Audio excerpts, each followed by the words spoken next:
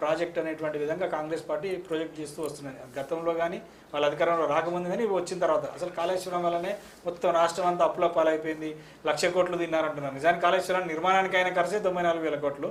సరే వాళ్ళు 10 1,00,000 కోట్లు అంటున్నారు, అది అందరూ విన్న అటువంటి అంశమే. కాళేశ్వరం నిర్మాణంలో సాంకేతికపరమైన లోపం ఉందా, లేకపోతే జియోగ్రఫికల్గా, లేదంటే డ్యామ్ సేఫ్టీ అథారిటీస్ కానీ లేకపోతే సెంట్రల్ వాటర్ కమిషన్ ఇచ్చినటువంటి నివేదికలు కానీ పాటించలేదా? కేవలం ఒక మేడిగడ్డలో 2 పిల్లలు కూలిపోవడం వల్ల మొత్తం కాళేశ్వరం ప్రాజెక్ట్ అంటే ఒక మేడిగడ్డే కాదు, అన్నారం సుందిలతో పాటు దాదాపు 17 రిజర్వాయర్లు దానికి లింక్ అయి ఉన్నాయి. మరి వీటన్నిటిని కలిపి కాళేశ్వరం అంటామా? అసలు కాళేశ్వరం మీద ఇంత వివాదం జరగడానికి కారణం ఏంటి? ఇవాళ కేసీఆర్ గారు కమిషన్ ముందు ఇచ్చినటువంటి వివరణ సంబంధించినటువంటి అంశాలు ఏంటి? ముందు రమణ గారు, మీకు చర్చలో పాల్గొంటున్నటువంటి సోదరి సునీతారెడ్డి గారికి, శ్రవణ్ గారికి, 24/7 న్యూస్ టీవీ వీక్షకులకి అందరికీ నమస్కారం. నిజంగా కాళేశ్వరము అనే ప్రాజెక్ట్ అనేది అవినీతి జరిగిందా ఇంకేం జరిగిందని మొత్తం పక్క పెడితే దానికి ఖర్చు పెట్టిందే మీరు చెప్పిన దాని ప్రకారంగానే అధికారికంగానే 94,000 కోట్లు.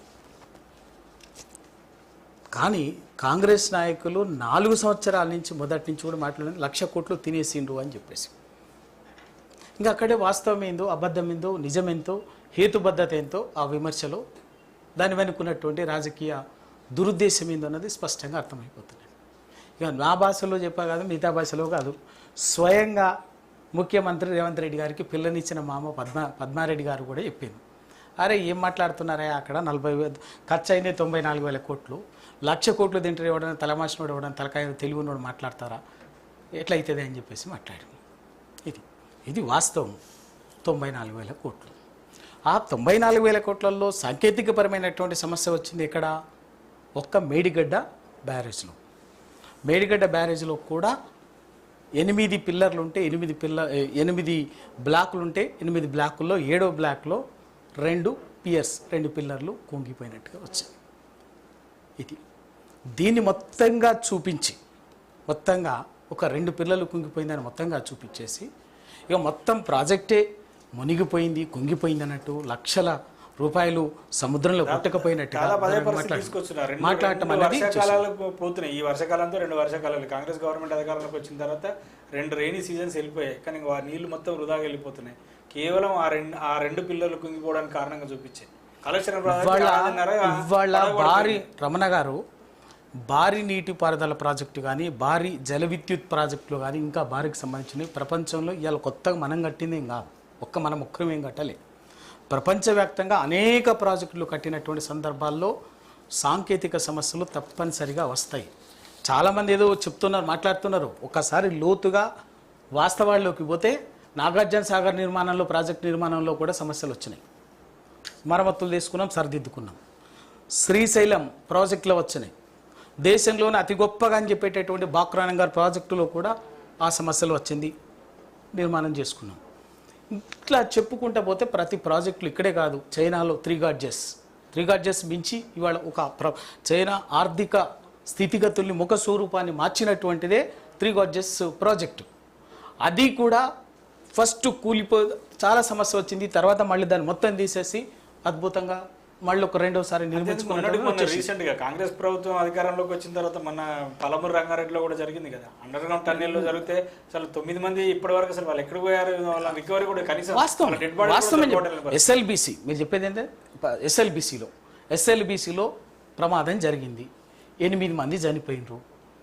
ఇప్పటికీ 6 శవాలను తీయలే. ఈ రోజు వరకు 4 నెలలు అవుతుంది, 6 మృతదేహాలను కూడా తీయలే. అరే ఇంకెక్కడ సుంకిశాల కూలిపోయింది, ఇదే ఈ సంవత్సరాల కాలంలో సుంకిశాల కూలిపోయింది.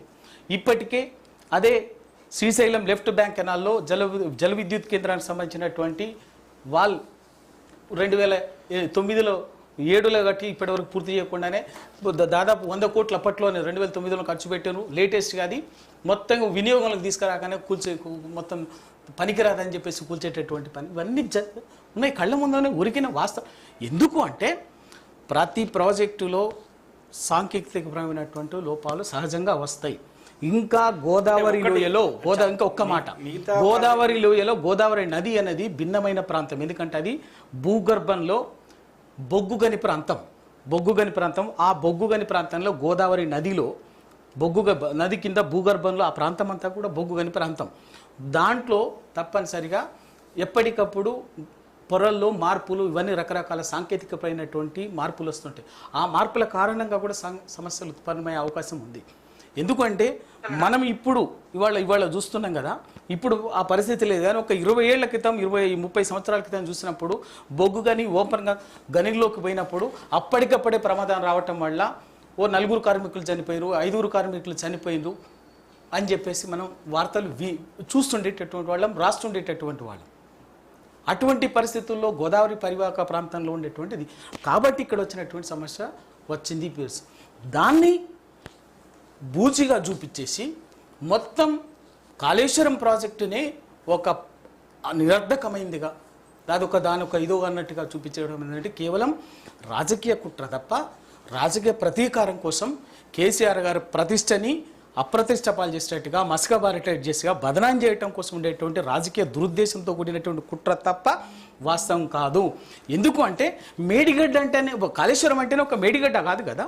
దాంట్లో మేడిగడ్డ, సుందీల, అన్నారం 3 రిజర్వాయర్లు ఉన్నాయి, 3 బ్యారేజీలు ఉన్నాయి. అట్లాగే 15 రిజర్వాయర్లు ఉన్నాయి, 19 సబ్ స్టేషన్లు ఉన్నాయి, 21 పంప్ హౌజెస్ ఉన్నాయి, 204 కిలోమీటర్ల సొరంగ కాలువ ఉన్నది, 1531 కిలోమీటర్ల ఓపెన్ ఛానల్ కాలువ ఉన్నది.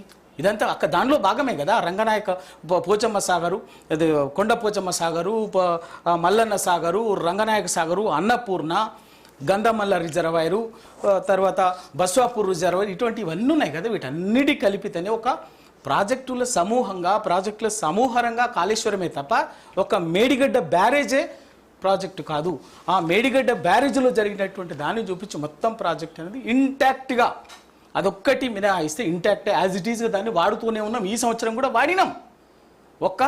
ఈ 3 రిజర్వాయర్ తప్ప ఇంటాక్ట్ కాళేశ్వరాన్ని చూపించి కేసీఆర్ ప్రభుత్వం మీద కాంగ్రెస్ పార్టీ నాయకులు, ప్రధానంగా ముఖ్యమంత్రి రేవంత్ రెడ్డి కాళేశ్వరం వల్ల మొత్తం తెలంగాణ అప్లపాలైపోయింది, కాళేశ్వరం అసలు మొత్తం తెలంగాణకు ఉపయోగపడదు, కేవలం కమిషన్ల కోసమే కాళేశ్వరాన్ని కట్టారు, అసలు తుమ్మిడిగట్టి దగ్గర కట్టాల్సిన దాన్ని డిజైన్ మార్చారనేది విమర్శ చేస్తూ వస్తున్నారు.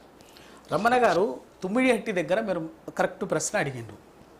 తుమ్మిడిగట్టి దగ్గర ప్రాణహిత చెవెళ్ల ప్రాజెక్ట్ అని ప్రతిపాదించారు. ఎప్పుడు ప్రతిపాదించారు? 2005 నుంచి జరిగింది. 2007 సంవత్సరంలో రూపొందిస్తున్న రాజశేఖర రెడ్డి ముఖ్యమంత్రిగా ఉన్నప్పుడు 2007లో శంకుస్థాపన చేసిండ్రు. ఎక్కడ? ప్రాణహిత చెవెళ్ళకి తుమ్మిడిహట్టి దగ్గర శంకుస్థాపన చేసిండ్రు. పని మొదలుపెట్టిరు. ఎక్కడ మొదలుపెట్టిండ్రు? అసలు పని ఎక్కడైతే చేయకుండా, హెడ్ వర్క్స్ చేయకుండా అక్కడక్కడేదో చేస్తున్నట్టుగా చూపించారు. కానీ అసలు సమస్య ఏంటి? దానికి 153 మీటర్ల ఎత్తులో ఆ తుమ్మిడిహట్టి దగ్గర బరాజుని ప్రతిపాదిస్తే ఆ రోజు అక్కడ ఉన్నటువంటి మహారాష్ట్ర ప్రభుత్వము అభ్యంతరం పెట్టింది. ఎందుకు అభ్యంతరం పెట్టింది?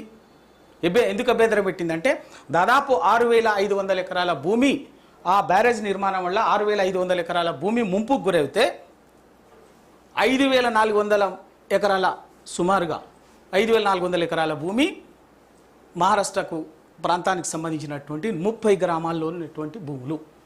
మాది 85% భూములు ముంపుకు గురవుతున్నది కాబట్టి ఇటువంటి పరిస్థితుల్లో 153 మీటర్లకు ఎత్తుకు ప్రాజెక్టుని అంగీకరించేది లేదని కరాఖండిగా మహారాష్ట్ర ప్రభుత్వం తేల్చి చెప్పింది. ఆ రోజు మహారాష్ట్ర ప్రభుత్వంలో ఉన్నటువంటి ప్రభుత్వం ఎవరిది? కాంగ్రెస్ ప్రభుత్వం ఉన్నది 2007. ఇక్కడ ఎవరి ప్రభుత్వం ఉన్నది? కాంగ్రెస్ ప్రభుత్వం ఉన్నది. ఆంధ్రప్రదేశ్లో కేంద్రంలో కాంగ్రెస్ ప్రభుత్వం ఉన్నది. మరి మీకు నిజంగా తెలంగాణ ప్రజల పట్ల, తెలంగాణ రైతాంగం పట్ల అంత నిజాయితీ ఉంటే, అంత ప్రేమ ఉంటే, అంత కన్సర్న్ ఉంటే మరి మహారాష్ట్ర ప్రభుత్వాన్ని ఎందుకు ఒప్పించలేదు? ఒప్పించి దానికి సంబంధించి అంతరాష్ట్ర ఒప్పందం. మా రాష్ట్రంలో ముంపు ప్రాంతం ఎక్కువ అదే కదా, 153 మీటర్ల నుంచి 147కు తగ్గించుకుంటే మాత్రమే చేస్తామని చెప్పి తగ్గించుకుంటే నీటి నిల్వ ఎంత ఉన్నది మరి? అది కదా, 147 మీటర్ల ఎత్తుకు పెడితే నీటి లభ్యత ఎంత? 44 టీఎంసీలు. 44 టీఎంసీలు మాత్రమే ఎత్తిపోసుకునేటట్టు అవకాశం. ఇది వాస్తవం కదా, మీరు చెప్పింది వాస్తవమే, నేను కూడా అదే చెప్తున్నాను. మరి ప్రాజెక్టు ప్రతిపాదించింది ఏమో 160 టీఎంసీలు తెలంగాణలో 5 అక్కడి నుంచి ఆదిలాబాద్ నుంచి మంచిర్యాల చెవెళ్ళ వరకు అని చెప్పేసి ప్రాణహిత చెవెళ్ళ అని పేరు పెట్టినాం. 160 టీఎంసీలు అని చెప్పినాం. 153 మీటర్ల ఎత్తుకని ప్రతిపాదించినాం. కానీ మహారాష్ట్ర ప్రభుత్వం అంగీకరించలే. వాళ్ళు చెప్పిన ప్రకారంగా 147 టీఎంసీ ఎత్తుకే ప్రాజెక్ట్ని కట్టుకుంటే ఆర్ మ్యాక్సిమం కోషిష్ చేస్తే 148కి వచ్చిరు వాళ్ళు. 148 మీటర్ల ఎత్తుకే బైరాజ్ తుమ్మిడేటి దగ్గర కడితే మనం వాడుకోగలే నీళ్ళు ఎంత అంటే 44 టీఎంసీలు మాత్రమే. మరి దేనికి పనికి వస్తుంది? ఆ 44 టీఎంసీలు ఒక్క ఉమ్మడి ఆదిలాబాద్ జిల్లా ప్రయోజనాలకే సరిపోతాయి, రైతాంగాన్ని అవసరాలకే సరిపోతాయి. ఇది వాస్తవం కదా. ఈ వాస్తవాన్ని పక్కకు పెట్టి అక్కడ ఒప్పించకుండా తప్పుడు ప్రచారం చేసి ఇప్పుడు కాంగ్రెస్ వాళ్ళు అక్కడే కడతామని పదే ప్రకటన చేస్తున్నారు. చెప్పండి, అన్ని అబద్ధం, మోసం చేస్తున్నారు ప్రజల్ని, వాళ్ళు మోసం చేస్తున్నారు. ఇప్పుడు ఆ రోజు మీకు నిజాయితీ ఉంటే ఇక్కడ మీరే ప్రభుత్వము, అక్కడ మహారాష్ట్రలో మీదే ప్రభుత్వం, కాంగ్రెస్ దే ప్రభుత్వము, కేంద్రంలో కాంగ్రెస్ ప్రభుత్వము, ఆ రోజు ఎందుకు ఒప్పించలేదు? ఒప్పించకుండా ఇష్టానుసారంగా మీరు వాళ్ళు ఏమి పని చేయకుండానే మొబిలైజేషన్ అడ్వాన్సుల పేరు మీద, సర్వేల పేరు మీద, డిపిఆర్ల పేరు మీద దాదాపు 3,700 కోట్ల రూపాయలని ఎత్తి ఖర్చు చేసిండ్రు. తట్టడి మాత్రం అప్పుడు కూడా ఆరోపణలేదు సార్. ఇప్పుడు ఆ ప్రభుత్వం లేదో ముఖ్యమంత్రి లేరు కాబట్టి సరే కాంగ్రెస్ పార్టీ